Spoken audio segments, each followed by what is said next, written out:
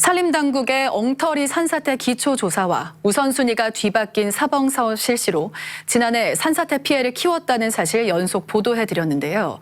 감사원 감사 결과 산림청이 통계를 조작해 산사태 취약지에 사방댐 설치가 완료된 것처럼 국회에 거짓 보고한 사실이 드러났습니다. 이도은 기자입니다.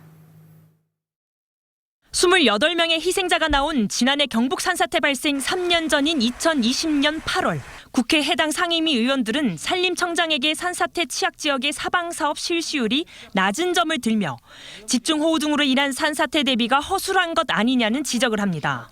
산사태 취약지역 또는 위험지구를 보니까 한 46% 정도 했더라고요. 사방댐 사업 중에 산사태 취약지역으로 구분되어 있는 데를. 그쪽을 좀 더 높이는 작업을 해야 되지 않을까. 국회 지적에 산림청장은 보완 의지를 보였지만 정작 산림청의 대책 마련은 엉뚱한 방향으로 흘러갑니다.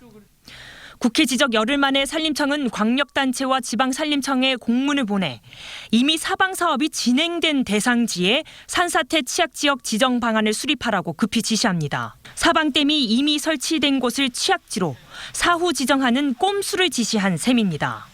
관련 법엔 인명피해가 우려되는 곳을 먼저 예방하기 위해 취약지 조사 이후 사방사업을 진행하라고 명시돼 있습니다. 산림청의 이 같은 조치로 인해 산사태 취약지역 내 사방댐 설치율은 40%대에서 90%대로 급상승합니다. 취약지 절반 이상이 사방댐 없이 산사태 위험에 그대로 노출되고 있는데도 마치 취약지 다수의 사방댐 설치가 마무리돼 산사태 위험이 없는 것처럼 조작한 겁니다.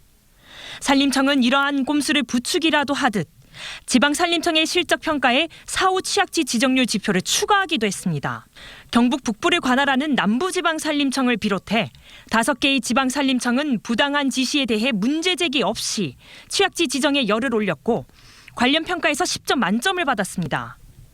이렇게 만들어진 사방사업률 통계는 2023년 국정감사에 보고됐는데 거짓 작성된 사실은 최근 감사원 특정 감사를 통해서야 수면 위로 떠올랐습니다.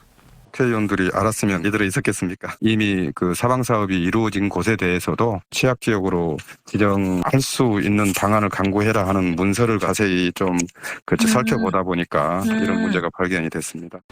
산림청을 감사하는 상임위인 국회 농림축산식품해양수산위원회는 올해 국정감사에서 국회 거짓 보고가 이뤄지게 된 경위를 파악하는 건 물론 꼼수 지시를 내린 책임자를 국감에 출석시키겠다고 경고했습니다.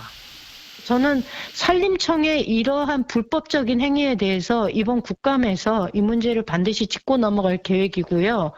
지난 감사원 지적사항에 대해서 이후에 어떤 조치를 산림청이 취하고 있는지를 추가 자료를 요청해 놓은 상태입니다.